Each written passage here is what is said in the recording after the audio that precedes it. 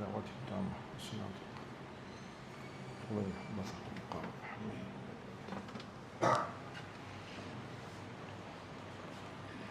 بسم الله الرحمن الرحيم إن الحمد لله نحمده ونستعينه ونستغفره ونعوذ بالله من شرور أنفسنا ومن سيئات أعمالنا من يهده الله فلا مضل له ومن يضلل فلا هادي له وأشهد أن لا إله إلا الله وحده لا شريك له وأشهد أن محمدًا عبده ورسوله أعوذ بالله من الشيطان الرجيم يا أيها الذين آمنوا اتقوا الله حق تقاته ولا تموتن إلا وأنتم مسلمون يا أيها الناس اتقوا ربكم الذي خلقكم من نفس واحدة وخلق منها زوجها وبث منهما رجالا كثيرا ونساء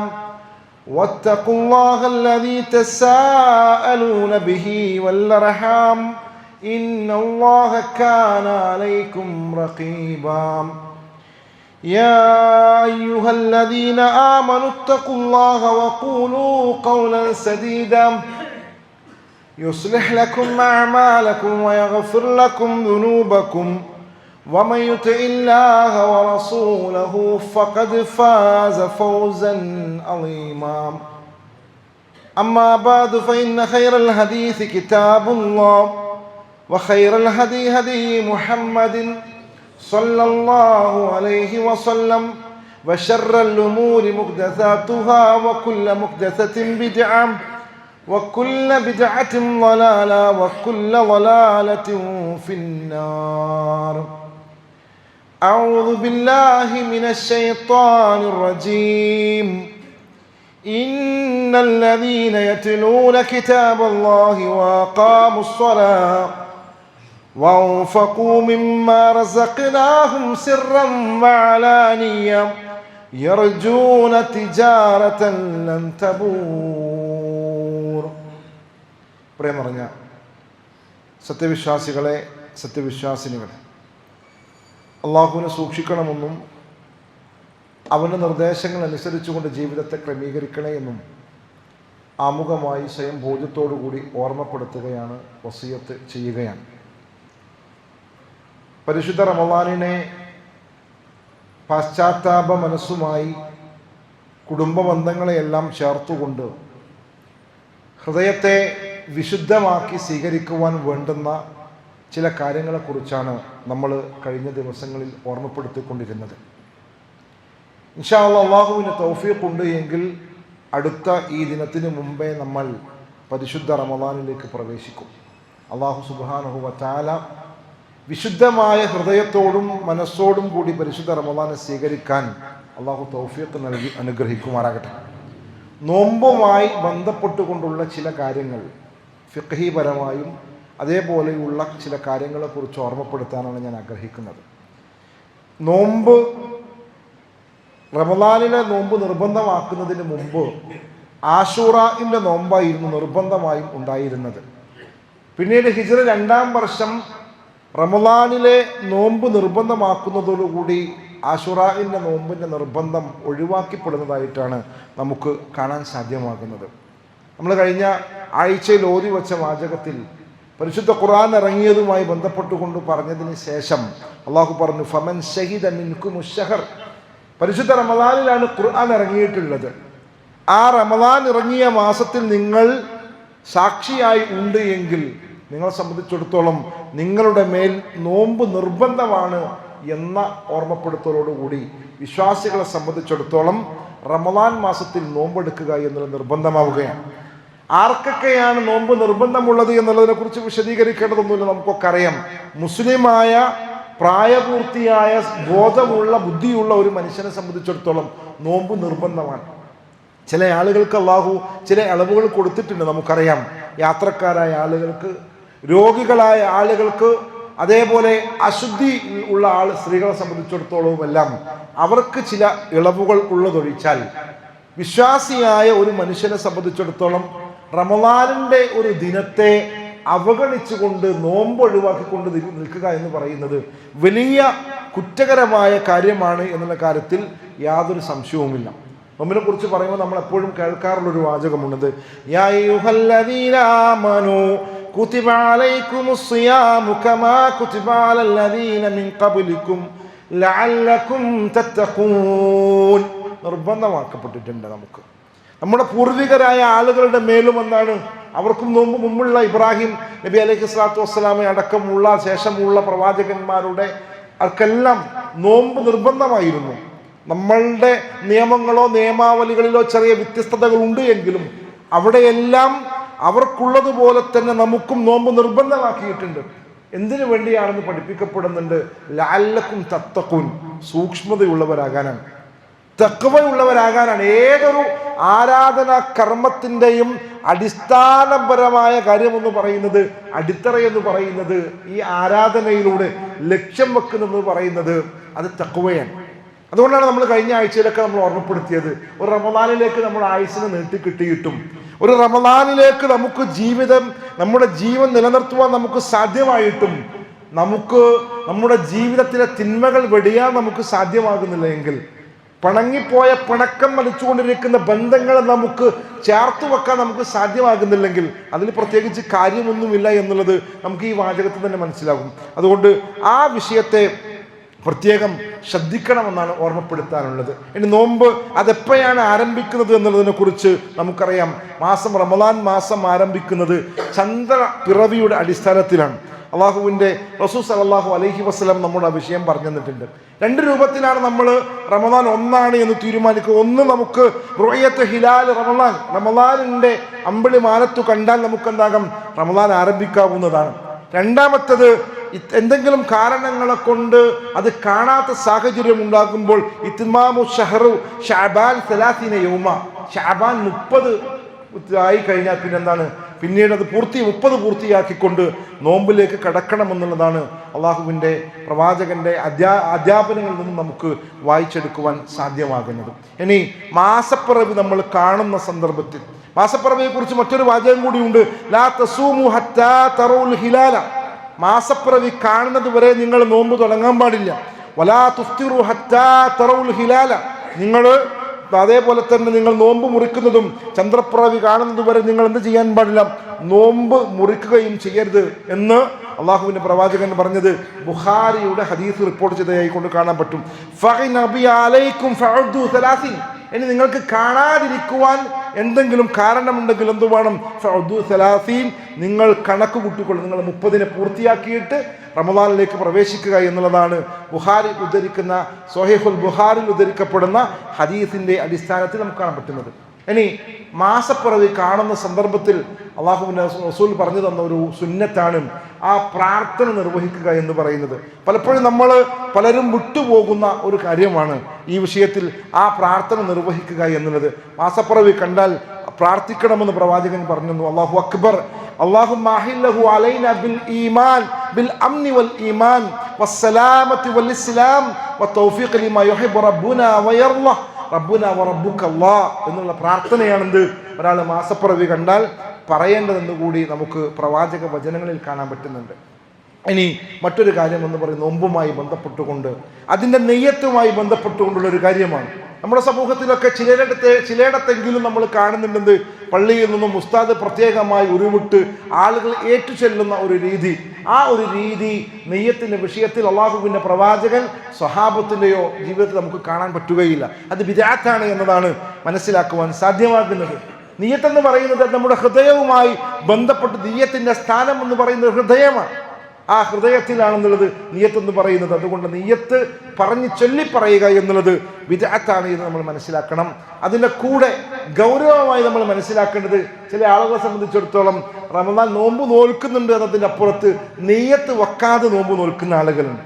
ഫർള് നോമ്പിനെ സംബന്ധിച്ചിടത്തോളം സുബഹിന്റെ ബാങ്കിന് മുമ്പ് നെയ്യത്ത് വെക്കണം. രാവിലെ ഉറങ്ങി നീച്ച് വന്ന് 8 മണിക്ക് ഉച്ചക്ക് അന്ന് നോമ്പ് വെക്കാൻ വേണ്ടി നെയ്യത്ത് ചെല്ലോ എന്ന് പറഞ്ഞുകൊണ്ട് നെയ്യത്ത് വെക്കുന്ന രീതി എന്തെല്ലാം, അത് പാടില്ലാത്ത കാര്യമാണ്. അത് പിന്നെ നോമ്പായിട്ട് പരിഗണിക്കപ്പെടുകയില്ല. അതുകൊണ്ട് സുബഹിക്ക് മുമ്പ് തന്നെ അതായത് മഗ്രിബ് സൂര്യാസ്തമയത്തിന് ശേഷമുള്ള സമയം മുതൽ സുബ്ഹിന്റെ ബാങ്ക് കൊടുക്കുന്നത് വരെയുള്ള സമയത്തിനിടയിലായിരിക്കണം നമ്മൾ റമദാനിൽ നമ്മൾ നോമ്പ് നോൽക്കുന്നതിന് വേണ്ടി നിയ്യത്ത് വെക്കേണ്ടത് എന്ന് അള്ളാഹുവിൻ്റെ പ്രവാചകൻ സല്ലല്ലാഹു അലൈഹി വസല്ലമ പറഞ്ഞതായിക്കൊണ്ട് നമുക്ക് കാണാൻ പറ്റും. ആ വിഷയവുമായി ബന്ധപ്പെട്ട് ഇമാം നവവി റഹിമഹുല്ലാഹ് പറഞ്ഞിരിക്കുന്നത്, നിർബന്ധ നോമ്പിന് ഫജ്റിന് മുമ്പ് നിർബന്ധമായും നിയ്യത്ത് വേണമെന്ന് ഓർമ്മപ്പെടുത്തുന്നുണ്ട്. അതായത് നമുക്ക് അതേപോലെയുള്ള ഒരുപാട് വാചകങ്ങൾ ആ വിഷയവുമായി ബന്ധപ്പെട്ടുകൊണ്ടെല്ലാം നമുക്ക് കാണുവാൻ സാധ്യമാകുന്നതാണ്. പിന്നീട് നോമ്പ് മുറിയുന്ന ചില കാര്യങ്ങളെക്കുറിച്ച് രണ്ട് രൂപത്തിലുണ്ട്. ഒന്ന്, നോമ്പ് നമുക്ക് മുറിഞ്ഞു പോകും, അതേപോലെ നോമ്പ് മുറിഞ്ഞു പോയാൽ നോമ്പ് നമ്മൾ നോറ്റുകൂട്ടേണ്ടതുണ്ട്. ചില കാരണങ്ങൾ കൊണ്ട് നോമ്പ് മുറിഞ്ഞു പോയാൽ നോറ്റുകൂട്ടുകയും വേണം, പ്രായശ്ചിത്തം കൊടുക്കുകയും വേണം. അങ്ങനെയും ചില കാര്യങ്ങൾ നമുക്ക് കാണാൻ പറ്റും. 5-6 കാര്യങ്ങളാണ് ആ വിഷയവുമായി ബന്ധപ്പെട്ടുകൊണ്ട് പരിശോധിക്കുമ്പോൾ കാണാൻ പറ്റുന്നത്. അതിലൊന്ന്, നോമ്പുകാരനായ ഒരു മനുഷ്യൻ തൻ്റെ ഇണയുമായി ലൈംഗിക ബന്ധത്തിൽ ഏർപ്പെടുകയാണ് എങ്കിൽ അവന് നോമ്പ് മുറിയും, അതവൻ നോറ്റുപൂട്ടണം. അതോടൊപ്പം അതിന് പരിഹാരമായിക്കൊണ്ട് 60 ദിവസം തുടർച്ചയായി അവൻ നോമ്പ് നോൽക്കേണ്ടതുണ്ട്. അതിനവൻ്റെ ആരോഗ്യം കൊണ്ട് പ്രയാസമുണ്ട് എങ്കിൽ എന്താണ്, അവന് എന്തു ചെയ്യാം, അവന് സാധുക്കൾക്ക് ഭക്ഷണം കൊടുത്തുകൊണ്ട് എന്താവണം, അതിന് പ്രായശ്ചിത്തം ചെയ്യണമെന്നുള്ളതാണ് ഓർമ്മപ്പെടുത്താനുള്ളത്. രണ്ടാമത്തെ നോമ്പ് മുറിയുന്ന കാര്യങ്ങളിൽ ഒന്ന്, സ്വയംഭോഗം ചെയ്യുന്നത്. അത് നോമ്പ് ദുർബലമാക്കുന്ന കാര്യമാണ്, നോമ്പിനെ ഇല്ലാതാക്കി കളയുന്ന വലിയ കുറ്റകരമായ ഒരു കാര്യമാണ് എന്ന് ഫിഖ് പരിശോധിക്കുമ്പോൾ നമുക്ക് കാണാൻ പറ്റുന്നുണ്ട്. അതേപോലെ അറിഞ്ഞുകൊണ്ട് ഭക്ഷണം കഴിക്കുക എന്നുള്ളതാണ്. അറിയാതെ ഒരു ഭക്ഷണം കഴിച്ചു പോകുന്നത് നോമ്പ് മുറിക്കുന്ന കാര്യമല്ലെന്നുള്ളത് നമുക്ക് എല്ലാവർക്കും അറിയുന്നതാണ്. അറിഞ്ഞുകൊണ്ടൊരാൾ നമ്മൾ ഭക്ഷണം കഴിച്ചാൽ അല്ലെങ്കിൽ വെള്ളം കുടിച്ചാൽ നോമ്പ് പിന്നെ മുറിയുമെന്നുള്ളത് നമുക്കെല്ലാവർക്കും അറിയുന്ന ഒരു കാര്യമാണ്.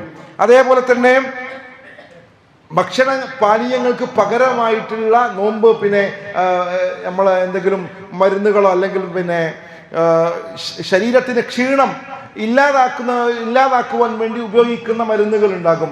അതേപോലെ പിന്നെ ഹോസ്പിറ്റലുകളിലൊക്കെ നമ്മൾ കൊടുക്കുന്ന ചില കാര്യങ്ങളുണ്ടല്ലോ, ആ പേരെന്താ ഓർമ്മയിലേക്ക് വരുന്നില്ല. ഏതായാലും ആ രൂപത്തിലുള്ള നമ്മുടെ ക്ഷീണം കിട്ടുന്ന രൂപത്തിൽ ഉള്ള സംഗതികളെ നമ്മൾ നോമ്പ് കാലത്ത് ഉപയോഗപ്പെടുത്തിയാൽ നോമ്പ് മുറിയുമെന്നുള്ളതാണ്. എന്നാൽ ആരെങ്കിലും ഒരു രോഗവുമായി ബന്ധപ്പെട്ടുകൊണ്ട് ഒരു ഇഞ്ചക്ഷൻ എടുക്കണം എന്ന് വരുന്നുണ്ട് എങ്കിൽ നമുക്ക് ചില ബഹുഭൂരിപക്ഷം പണ്ഡിതന്മാരും അത് കാരണം നോമ്പ് മുറിയുകയില്ല എന്ന് പറഞ്ഞതായിക്കൊണ്ട് നമുക്ക് കാണുവാൻ സാധ്യമാകുന്നതാണ്.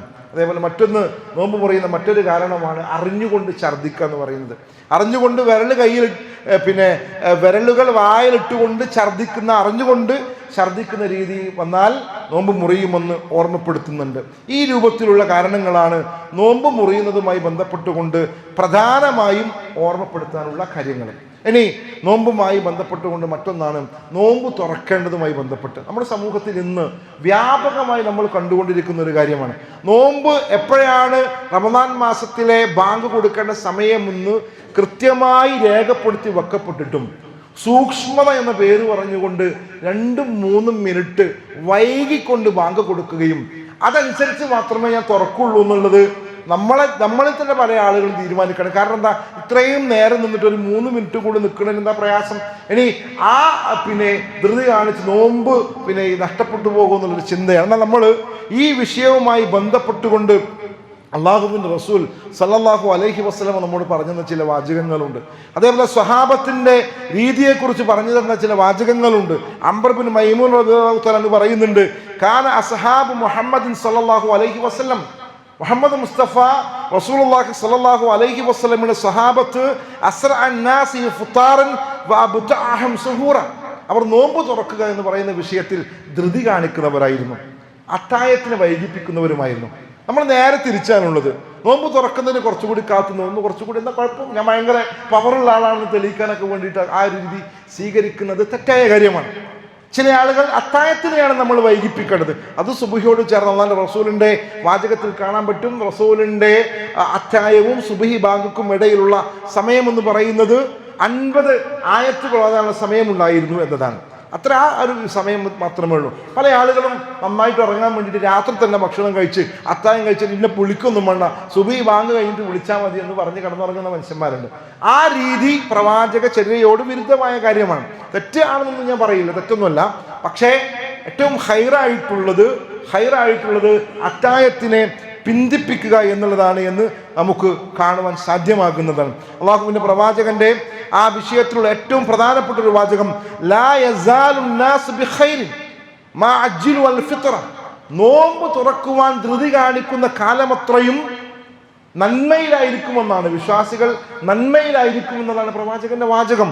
അതുകൊണ്ട് തന്നെ നമ്മൾ അതിന് നിസ്സാരമായിട്ട് കാണുന്ന, അത് സൂക്ഷ്മതയുടെ ഭാഗമാണെന്നുള്ള വ്യാഖ്യാനം നൽകിക്കൊണ്ട് ബാങ്കിന്റെ സമയമായിട്ടും നമ്മൾ അതിൽ നിന്നും പിന്തിക്കുക എന്ന് പറയുന്നത് അത് ശരിയായ കാര്യമല്ല.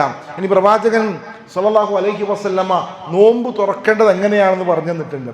നോമ്പ് തുറക്കുമ്പോൾ പ്രവാചകൻ സല്ലല്ലാഹു അലൈഹി വസല്ലം ഹദീസിൽ കാണാൻ പറ്റും, റുത്തുബ എന്ന് പറയുന്ന പാകമായ ഈത്തപ്പഴമായിരുന്നു പ്രവാചകൻ നോമ്പ് തുറക്കാൻ വേണ്ടിയിട്ട് ഉപയോഗിച്ചിരുന്നത്. അത് ഇല്ല എങ്കിൽ തമർ ഉപയോഗിക്കുമായിരുന്നു. കാരണം അത് ഉണങ്ങിയ കാരക്ക റസൂലുള്ളാഹി സല്ലല്ലാഹു അലൈഹി വസല്ലമ ഉപയോഗിക്കുമായിരുന്നു. അതുമില്ല എങ്കിൽ പ്രവാചകൻ സല്ലല്ലാഹു അലൈഹി വസല്ലം നോമ്പ് തുറക്കുവാൻ വേണ്ടി ഉപയോഗിച്ചിരുന്നത് ശുദ്ധമായ പച്ചവെള്ളമായിരുന്നുവെന്ന് നമുക്ക് കാണുവാൻ സാധ്യമാകുന്നതാണ്. ഇതൊക്കെയാണ് ഇതുമായി ബന്ധപ്പെട്ട് പ്രധാനമായും ഓർമ്മപ്പെടുത്താനുള്ളത്. ഒന്നുകൂടി ഓർമ്മപ്പെടുത്തുന്നു, അതേപോലെ നമ്മൾ നോമ്പ് തുറക്കുമ്പോഴുള്ള പ്രാർത്ഥന നമുക്കറിയാം, നമ്മുടെ ഞാടി നരമ്പുകളൊക്കെ നനഞ്ഞിട്ടുണ്ട്.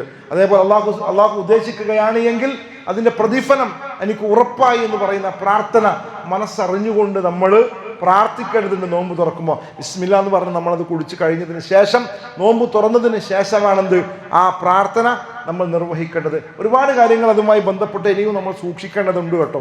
അതേപോലെ നമ്മൾ അള്ളാഹുവിൻ്റെ പ്രവാചകൻ പറഞ്ഞിട്ടുണ്ടെന്ന്, മറ്റൊരാൾ നോമ്പ് തുറപ്പിക്കുക എന്ന് പറഞ്ഞാൽ വലിയ പ്രതിഫലമുള്ള പുണ്യകരമായ ഒരു കാര്യമാണ് എന്ന് ഓർമ്മപ്പെടുത്തുന്ന പ്രവാചക വാചകം നമുക്ക് കാണുവാൻ സാധ്യമാണ്. നമ്മളൊരാളെ നോമ്പ് ഉറപ്പിക്കുകയാണെങ്കിൽ അത് നമുക്ക് ഒരു നോമ്പ് അദ്ദേഹത്തിന് ലഭ്യമാകുന്ന പ്രതിഫലം അദ്ദേഹത്തിൻ്റെ പ്രതിഫലത്തിൽ ഒരു കുറവും വരാതെ ലഭ്യമാകുമെന്ന് ഓർമ്മപ്പെടുത്തുന്നുണ്ട്. പ്രവാചകന്റെ സ്വഹാബത്തൊക്കെ അത് ജീവിതത്തിൽ പ്രാവർത്തികമാക്കുവാൻ വേണ്ടി വലിയ പരിശ്രമങ്ങൾ നടത്തിയിട്ടുണ്ട്. അബ്ദുല്ലാഹി ഇബ്നു ഉമർ റളിയല്ലാഹു തആല അൻഹുവിന്റെ ചരിത്രം പരിശോധിച്ചാൽ കാണാൻ പറ്റും, അദ്ദേഹം ഫക്കീറുമാരായ ആളുകൾ, പാവങ്ങളായ ആളുകളുടെ കൂടെയല്ലാതെ അദ്ദേഹം നോമ്പ് തുറന്നിട്ടില്ല എന്നുള്ളതാണ് നമുക്ക് കാണുവാൻ സാധ്യമാകുന്നത്. രഹസ്യമായി ആ കർമ്മങ്ങൾ നിർവഹിക്കുന്ന ഒരുപാട് ആളുകൾ നമ്മുടെ കൂട്ടത്തിലുണ്ട് കേട്ടോ. നമ്മൾ വിചാരിക്കേണ്ട നമ്മുടെ കൂട്ടത്തിലൊന്നും അങ്ങനത്തെ ആളുകൾ ഇല്ലാന്നൊന്നും വിചാരിക്കേണ്ട. രഹസ്യമായി ആ രൂപത്തിലുള്ള കാര്യങ്ങൾ നിർവഹിക്കുന്നത് ആളുകൾ എത്രയോ ഉണ്ട്. അള്ളാഹു അവർക്ക് അർഹമായ പ്രതിഫലം നൽകി അനുഗ്രഹിക്കുമാറാകട്ടെ എന്ന് ഓർമ്മപ്പെടുത്തുന്നു. അതേപോലെ റമളാൻ മാസത്തിലെ മറ്റൊരു പ്രധാനപ്പെട്ട ഒരു കാര്യമാണല്ലോ തറാവീഹ് നമസ്കാരം എന്ന് പറയുന്നത്. അതിൻ്റെ വിശാലമായ ചർച്ചകളിലേക്കൊന്നും ഞാൻ പ്രവേശിക്കുന്നില്ല. അള്ളാഹുവിൻ്റെ റസൂൽ, നമുക്കറിയാം രാത്രി റമളാനിൽ പ്രത്യേകമായിട്ടൊരു ഇബാദത്തും ഇല്ല കേട്ടോ. അത് നമ്മൾ മനസ്സിലാക്കണം. റമളാനിൽ പ്രത്യേകമായിട്ടൊരു ഇബാദത്തും ഇല്ല. ഈ രാത്രി നമസ്കാരം, തറാവീഹ് എന്ന പേര് നമ്മൾ വിളിക്കുന്ന നമസ്കാരം നമ്മൾ അല്ലാത്ത സമയങ്ങൾ നിസ്കരിക്കേണ്ടതാണ്. തഹജ്ജുദ് എന്ന പേരിൽ നമ്മൾ വിളിക്കുന്നതായാലും, ഖിയാമുൽ ലൈൽ എന്ന പേരിൽ നമ്മൾ വിളിക്കുന്നതാണെങ്കിലും, വിത്ർ എന്ന പേരിൽ വിളിക്കുന്നതാണെങ്കിലും ഒക്കെ അത് ഏറ്റവും പ്രധാനപ്പെട്ട ഒരു നമസ്കാരമാണ് എന്ന് നമ്മൾ മനസ്സിലാക്കുക. ആ നമസ്കാരം എത്ര റക്അത്താണ് നമസ്കരിക്കേണ്ടതെന്ന ചോദ്യത്തിന് കൂടുതൽ വിശാലതയിലേക്ക് പോകാതെ ഒരൊറ്റ പ്രവാചകന്റെ വാചകം, ബുഖാരിയും മുസ്ലിം ഉദ്ധരിക്കുന്ന ഹദീസിൽ പ്രിയപ്പെട്ട പ്രവാചകന്റെ പത്നി ആയിഷ റളിയല്ലാഹു തആല അൻഹ, പ്രവാചകന്റെ കൂടെ രാത്രിയിൽ ഉണ്ടാവാറുള്ളത് ഭാര്യമാരാണല്ലോ, ഇണകളാണല്ലോ, അവർ കൃത്യമായി നമ്മളോട് പറഞ്ഞു തരുന്നു, മാ കാന റസൂലുള്ളാഹി സ്വല്ലല്ലാഹു അലൈഹി വസല്ലം യസീദു ഫി റമളാൻ വലാ ഫി ഗൈരിഹി അലാ 11 റക്അ. പ്രവാചകൻ സല്ലല്ലാഹു അലൈഹി വസല്ലം റമളാനിലോ അല്ലാത്ത കാലത്തോ പ്രവാചകൻ സല്ലല്ലാഹു അലൈഹി വസല്ലം 11 റക്അത്തിലധികം നമസ്കരിച്ചിട്ടില്ല എന്നുള്ളത് ബുഖാരിയും മുസ്ലിമും ഉദ്ധരിക്കുന്ന ഹദീസാണ്. അത് കൃത്യമായി ആർക്കും അടിച്ചു നോക്കിയാൽ നമ്മുടെ ഭൗതിക സംവിധാനങ്ങൾ വെച്ചുകൊണ്ട് നമുക്ക് പരിശോധിച്ചാൽ കൃത്യമായി മനസ്സിലാകുന്ന കാര്യമാണ്. യഥാർത്ഥത്തിൽ ആ വിഷയത്തിലൊന്നുമില്ല, ഒരു തർക്കമോ കുതർക്കങ്ങളോ ഒന്നും ഒരു ഇതുമില്ലാത്ത കാര്യമാണ്. അതുകൊണ്ട് ഈ വിഷയങ്ങളെല്ലാം പ്രത്യേകം ശ്രദ്ധിക്കണമെന്ന് ഓർമ്മപ്പെടുത്തുന്നു. അതേപോലെ കഴിഞ്ഞ ആഴ്ചകളിൽ നമ്മൾ പറഞ്ഞിരിക്കുന്ന കാര്യങ്ങളെ ഏറ്റവും ശ്രദ്ധയോടുകൂടി നമ്മൾ പരിഗണിച്ചുകൊണ്ട് നമ്മുടെ ജീവിതത്തിൽ അടിമുടി മാറ്റം വരുത്തിക്കൊണ്ട്, നമ്മുടെ സ്വഭാവത്തിലെ തെറ്റായ രൂപത്തിലുള്ള എല്ലാ സംഗതികൾക്കും അടിമുടി മാറ്റം വരുത്തിക്കൊണ്ട് ഈ റമളാൻ സ്വീകരിക്കാൻ അല്ലാഹു സുബ്ഹാനഹു വ തആല നമുക്ക് എല്ലാവർക്കും തൗഫീഖ് നൽകി അനുഗ്രഹിക്കുമാറാകട്ടെ.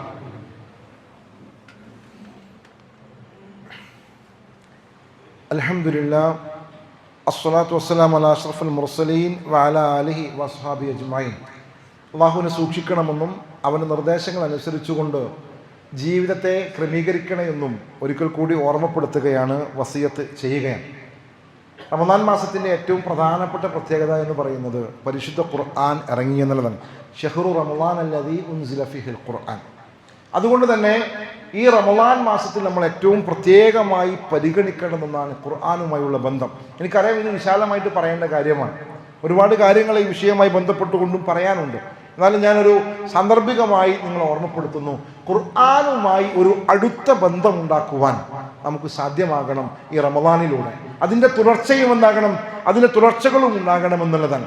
പരിശുദ്ധ ഖുർആനിൽ അല്ലാഹു സുബ്ഹാനഹു വ തആല നമ്മോട് പറഞ്ഞു തന്നിരിക്കുന്ന ഒരു വാചകമാണ്. നഷ്ടമില്ലാത്ത ഒരു കച്ചവടത്തെക്കുറിച്ച് പറഞ്ഞു തന്നിട്ട് കുറിച്ച് അല്ലാഹു പറയുന്നത്, ഇന്നല്ലദീന യത്ലൂനൽ കിതാബല്ലാഹ്, അല്ലാഹുവിൻ്റെ കിതാബ് പാരായണം ചെയ്യുക എന്ന് പറയുന്നത്, വഅഖാമുസ്സലാം വഅൻഫഖൂ മിമ്മാ റസഖ്നാഹും സിർറൻ വഅലാനിയ, അല്ലാഹുവിൻ്റെ മാർഗത്തിൽ ചെലവഴിക്കുന്നത്, അതേപോലെ നിസ്കാരം നിർവഹിക്കുന്നത്, അത് യർജൂന തിജാറതൻ ലൻ തബൂർ, അവൻ ചെയ്യുന്നത് എന്താ, ഒരിക്കൽ നഷ്ടം സംഭവിക്കൂല. ഖുർആനിൻ്റെ ഒരു ആയത്ത് എന്ന് പറയുന്നത്, ആയത്ത് എന്ന് പറഞ്ഞാൽ ഒരു ഹർഫിന് പ്രതിഫലമുണ്ട് എന്ന് പ്രവാചകൻ പഠിപ്പിച്ചെന്നു. എന്നിട്ട് പറഞ്ഞു അൽ ഇസ്ലാമീൻ എന്ന് പറഞ്ഞാൽ ഒരു ഹർഫല്ല, അലിഫ് എന്ന് പറഞ്ഞാൽ ഒന്നാണ്. ആ ഹദീസുകളൊക്കെ നമുക്ക് കാണാതെ അറിയുന്ന കാര്യമാണ്. അതിനേക്കാൾ ഏറ്റവും പ്രധാനപ്പെട്ട മറ്റൊരു കാര്യമാണ്, പരലോകത്ത് നമുക്ക് സഹായികളായി ആരുമില്ലാത്ത സന്ദർഭത്തിൽ ആരും നമ്മളെ സഹായിക്കാനുണ്ടാവില്ല.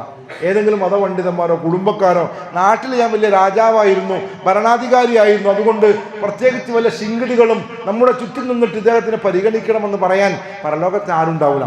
അവിടെ സഹായകരമായി വരുന്ന ഒന്ന് പരിശുദ്ധ ഖുർആനാണ്. ഖുർആൻ പറയുമെന്നാണ്. ഖുർആൻ പാരായണം ചെയ്യുന്ന ആളുകളെ സംബന്ധിച്ച് അവർക്ക് വേണ്ടിയിട്ട് ഫഇന്നഹു യഅതി യൗമൽ ഖിയാമത്തി ശഫീഅൻ ലിഅസ്ഹാബിഹി, ഖുർആനുമായി ആത്മബന്ധമുള്ളവരെ സംബന്ധിച്ചിടത്തോളം അവർക്ക് ശഫാഅത്തുമായിട്ട് ഖുർആൻ ഉണ്ടാകും. ഖുർആൻ അവരെ സ്വർഗത്തിലേക്ക് നയിക്കുമെന്നുള്ളതാണ്. ആര് ഖുർആനെ പരിഗണിക്കാതെ ഖുർആനെ പിന്നിലാക്കി നടന്നുവോ അവരെ നരകത്തിലേക്ക് നയിക്കപ്പെടുമെന്നുള്ളതാണ് നമുക്ക് പ്രവാചക വചനങ്ങളിൽ നമുക്ക് കാണുവാൻ സാധ്യമാകുന്നത്. അതുകൊണ്ട് ഖുർആൻ അത് പാരായണം ചെയ്യാൻ, അത് മനഃപ്പാഠമാക്കുവാനും ഒക്കെയുള്ള ബോധപൂർവമായ ശ്രമങ്ങൾ നമ്മുടെ ഭാഗത്തു നിന്നും ഉണ്ടാകണം എന്നതാണ് ഈ സന്ദർഭത്തിൽ പ്രത്യേകം ഓർമ്മപ്പെടുത്തുന്നത്. ഖുർആൻ എന്ന് പറയുന്നത് യഥാർത്ഥത്തിൽ നമ്മുടെ ജീവിതത്തിനെ സ്വാധീനിക്കാൻ, നമ്മുടെ ജീവിതത്തിൽ വലിയ സ്വാധീനം ഉണ്ടാക്കുന്ന ഗ്രന്ഥമാണ് ഖുർആൻ. നമ്മളെ സംബന്ധിച്ചിടത്തോളം പല സങ്കടങ്ങളിലൂടെയും പല പ്രയാസങ്ങളിലൂടെയും നമ്മൾ ജീവിച്ചു കൊണ്ടിരിക്കുന്നുണ്ട്. ഇന്ന് വ്യാപകമാണെന്ത്, മാരകമായ രോഗങ്ങൾ കടിമപ്പെടുന്നത്, ടെൻഷൻ കാരണം, അതേപോലെ പ്രഷർ കാരണമൊക്കെയുള്ള പല വലിയ രോഗങ്ങൾ പിടിപെടും നമ്മൾ കാണുന്നുണ്ട്. യഥാർത്ഥത്തിൽ ഖുർആനുമായി അടുത്ത ബന്ധം ഉണ്ടാകുമ്പോൾ, ആ ഖുർആനിനെ നമുക്ക് ചേർത്ത് പിടിക്കാൻ നമുക്ക് സാധിക്കുമ്പോൾ യഥാർത്ഥത്തിൽ വലിയൊരു പരിഹാരമാണ് വിഷയത്തിലൊക്കെ. കാരണം ആ ഖുർആന്റെ വാചകങ്ങൾ നമുക്ക് വലിയ ശക്തി നൽകുന്നുണ്ട്, വലിയ പ്രചോദനം നൽകുന്നുണ്ട്. വലിയ ഡിഗ്രികളുള്ള ആളുകളുടെ കൗൺസിലിംഗ് നടത്തുന്നതിനേക്കാൾ എത്രയോ ഏറെ 10 മടങ്ങ് ഗുണകരമാകുന്ന പരിശുദ്ധ ഖുർആന്റെ വാചകങ്ങൾ നമുക്ക് കാണാൻ പറ്റുമെന്നുള്ളതാണ്. അത് ആ ഖുർആൻ വലിയ മാറ്റങ്ങൾ ഉണ്ടാക്കും, നമ്മുടെ ജീവിതത്തിൽ മാറ്റങ്ങൾ ഉണ്ടാക്കും. കുടുംബജീവിതമൊക്കെ വളരെ മോശകരമായി പോകുന്ന ആളുകളുണ്ട്. അതേപോലെ സാമൂഹിക ജീവിതത്തിൽ തിന്മകളുമായി നടക്കുന്ന ആളുകളുണ്ട്. നമ്മൾ അറിഞ്ഞു വെക്കണം, അല്ലാഹുവിന്റെ റസൂലിൽ കടന്നു വരുന്നതിന് മുമ്പുള്ള ആ സമൂഹം പെണ്ണും കള്ളും ചൂതാട്ടവുമായി നടന്നിരുന്നവരെ അവർ കുന്തും ഖൈറ ഉമ്മ എന്ന് വിശേഷിപ്പിക്കുവാൻ സാധ്യമാകുന്ന രൂപത്തിലേക്ക് അവർ ഉയർത്തിക്കൊണ്ടുവന്നത് പരിശുദ്ധ ഖുർആനാണ്. ആ പരിശുദ്ധ ഖുർആൻ നമ്മുടെ മുമ്പിലുണ്ട്. നമ്മുടെ കുടുംബ ജീവിതത്തെ നമുക്ക് നന്നാക്കി തീർക്കാൻ, നമ്മുടെ സാമൂഹിക ജീവിതത്തെ നമുക്ക് നന്നാക്കി തീർക്കുവാൻ, നമുക്ക് ആശ്വാസത്തോടുകൂടി, നിർഭയത്വത്തോടുകൂടി, സമാധാനത്തോടുകൂടി കിടന്നുറങ്ങാൻ ആ ഖുർആനുമായി ഒരു ബന്ധം ഉണ്ടാക്കിയാൽ മതി. പക്ഷെ നമ്മൾ ഗ്രന്ഥം ചുമക്കുന്ന കഴുത എന്ന് പറയപ്പെടുന്നത് പോലെ പരിശുദ്ധമായ ഖുർആനിന്റെ വ്യാഖ്യാനങ്ങൾ നമ്മൾ മനോഹരമായി നമ്മുടെ ഷോക്കേസുകൾ പൊടിപിടിക്കാതെ റമളാനോടനുബന്ധിച്ച് പൊടിയെല്ലാം തട്ടിയിട്ട് ഒന്നുകൂടി ഒതുക്കി വെക്കുന്നു എന്നതിനപ്പുറത്തേക്ക് അതിൻ്റെ ഉള്ളിലേക്ക്, അതിൻ്റെ ആശയങ്ങളിലേക്ക് പഠിക്കാനും മനസ്സിലാക്കാനും തയ്യാറില്ല എന്നുള്ളതാണ്. ചില ആളുകളൊക്കെ വിചാരിച്ചു വെച്ചിരിക്കുന്നത് അത് ഉസ്താദുമാർക്ക് പറഞ്ഞ കാര്യം നമ്മളതൊന്നും നോക്കേണ്ടതില്ല, നമുക്കതൊക്കെ മറച്ചു വെക്കേണ്ട ആവശ്യം, അവർ ഖുത്ബ പറയാൻ, ക്ലാസ് എടുക്കാൻ, അല്ലെങ്കിൽ ഓൻ അറബി കോളേജിൽ പഠിച്ചിക്കണല്ലോ. പ്രിയപ്പെട്ടവരെ, നിങ്ങൾ ആരാണെങ്കിലും ശരി, നിങ്ങൾ രാവിലെ കൈക്കോട്ട് എടുത്തിട്ട് പാടത്തേക്ക് കൃഷിപ്പണിക്ക് ഇറങ്ങുന്നവരാണെങ്കിലും ശരി, ഏത് അധികാരിയാണെങ്കിലും ശരി, പരിശുദ്ധ ഖുർആനുമായി നല്ല ബന്ധം നമ്മൾ സ്വയം അറിഞ്ഞുകൊണ്ടുണ്ടാക്കണമെന്ന് കൂടി ഓർമ്മപ്പെടുത്തുന്നു. അല്ലാഹു സുബ്ഹാനഹു വ തആല ഖുർആനിനോട് അഭേദ്യമായ ബന്ധമുള്ള വിശ്വാസികളുടെ കൂട്ടത്തിൽ നമ്മളെ എല്ലാവരെയും ഉൾപ്പെടുത്തി അനുഗ്രഹിക്കുമാറാവട്ടെ. അല്ലാഹുവേ, ഞങ്ങളിൽ നിന്ന് വന്നുപോയ ചെറുതും വലുതുമായ തെറ്റുകുറ്റങ്ങൾ പുറത്തു മാപ്പാക്കി തരണം റഹ്മാനെ. പ്രിയമുള്ളവരെ, നമുക്കൊക്കെ അറിയുന്നത് പോലെ ഒരുപാട് മരണങ്ങൾ നമ്മുടെ ചുറ്റുഭാഗത്തും നടന്നുകൊണ്ടിരിക്കുന്നുണ്ട്. അല്ലാഹു സുബ്ഹാനഹു വ തആല അവർക്കെല്ലാം മഗ്ഫിറത്തും മർഹമത്തും നൽകി അനുഗ്രഹിക്കുമാറാകട്ടെ. നമുക്കൊക്കെ അറിയുന്നത് പോലെ കഴിഞ്ഞ ജുമാക്ക് നമ്മുടെ പള്ളിയിൽ നമ്മോടൊപ്പം ഉണ്ടായിരുന്ന സഹോദരൻ അത് കഴിഞ്ഞ് അദ്ദേഹം തിരിച്ചുള്ള യാത്രയിലാണ്. അദ്ദേഹം ആ ദിവസം തന്നെ അള്ളാഹുവിലേക്ക് മടങ്ങിപ്പോകുന്ന ഒരു സാഹചര്യം നമുക്കൊക്കെ അറിയാവുന്നതുപോലെ നമ്മുടെ എരഞ്ഞിക്കലിൽ കച്ചവടം ചെയ്തുകൊണ്ടിരിക്കുന്ന റാഫിയും അതേപോലെ അവരുടെ മകൾ ഫാത്തിമ നെഹയും അള്ളാഹുവിൻ്റെ വിളിക്ക് ഉത്തരം നൽകിയിട്ടുണ്ട്. അള്ളാഹുവെ അവരുടെ ഖബറിടം വിശാലമാക്കി കൊടുക്കുമാറാകട്ടെ. അള്ളാഹുവെ അവരുടെ കുടുംബത്തിന് ആശ്വാസവും സമാധാനവും പ്രദാനം ചെയ്യണം റഹ്മാനെ. അതേപോലെ തന്നെ നമുക്കൊക്കെ അറിയുന്നത് പോലെ നമ്മുടെ ഈ മഹല്ലുമായി ബന്ധപ്പെട്ടുകൊണ്ട് പ്രവർത്തിക്കുകയും ഒരുപാട് നേതൃസ്ഥാനങ്ങൾ ഇരിക്കുകയും ചെയ്ത കാട്ടുകണ്ടി വളയിൽ താമസിക്കുന്ന അബ്ദുൽ ഖാദർ സാഹിബ്, അദ്ദേഹവും കഴിഞ്ഞ ദിവസം അള്ളാഹുവിലേക്ക് വിളിക്കുത്തരം നൽകി മടങ്ങിയിട്ടുണ്ട്. അള്ളാഹുവെ, അദ്ദേഹത്തിൻ്റെ സ്വാലിഹായ കർമ്മങ്ങൾ നീ സ്വീകരിക്കണം റഹ്മാനെ.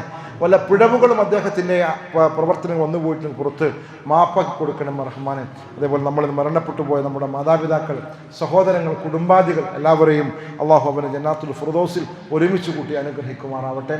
അള്ളാഹുവെ, അറിഞ്ഞോ അറിയാതെയോ ഞങ്ങളുടെ ജീവിതത്തിൽ വന്നുപോയ തെറ്റുകളെ നീ പുറത്ത് മാപ്പാക്കി തരണം റഹ്മാനെ. അള്ളാഹു വിശുദ്ധമായ മനസ്സോടുകൂടി റമളാനെ സ്വീകരിക്കാനുള്ള തൗഫീഖ് നൽകി അനുഗ്രഹിക്കണം റഹ്മാനെ. പൂർണ്ണമായും റമളാൻ കൊണ്ട് ഉപകാരപ്പെടുന്ന അവസ്ഥയിൽ റമളാനെ പൂർത്തിയാക്കാനുള്ള തൗഫീഖും ഞങ്ങൾക്ക് നൽകി അനുഗ്രഹിക്കണം റഹ്മാനെ. അള്ളാഹുവെ, മുസ്ലിം ആണ് എന്നതിൻ്റെ പേരിൽ പ്രയാസം അനുഭവിക്കുന്നവർ ലോകത്തിൻ്റെ വിവിധ ഭാഗങ്ങളിലുണ്ട് നാദം, അവർക്കെല്ലാം ആശ്വാസം കൊടുക്കണം റഹ്മാനെ. ഫലസ്തീനിലും ഗസയിലും അതേപോലെ യമനിലും ഒക്കെയുള്ള ഒരുപാട് മുസ്ലിം സഹോദരന്മാർ അവർ മുസ്ലിമാണ് എന്നുള്ളതിൻ്റെ പേരിൽ പീഡിപ്പിക്കപ്പെടുന്ന സാഹചര്യമുണ്ട് നാദം, അവർക്കെല്ലാം ആശ്വാസം കൊടുക്കണം റഹ്മാനെ. اللهم اغفر للمؤمنين والمؤمنات والمسلمين والمسلمات والأحياء منهم والأموات إنك مجيب دعوة يا قاضي الحاجات. اللهم أجرنا من النار، اللهم أجرنا من النار، اللهم أجرنا من النار. اللهم أعز الإسلام والمسلمين وأذل الشرك والمشركين. ربنا تقبل منا إنك أنت السميع العليم وتب علينا إنك أنت التواب الرحيم. وصلى الله على محمد وعلى آله وصحبه أجمعين.